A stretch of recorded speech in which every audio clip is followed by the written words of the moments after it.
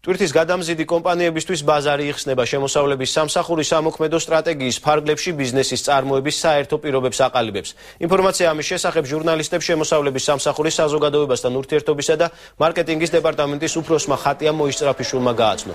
ცვლილებები, რომლებიც შემოსავლების სამსახურის დებულებასა და ინსტრუქციაში განხორციელდა, ყველა გადამზიდავს თანაბარ პირობებში ჩააყენებს, რაც ქართულ ბაზარზე გამორიცხავს მონოპოლიას, გადამხდელებს კი თავისუფალი არჩევანის საშუალებას ანიჭებს.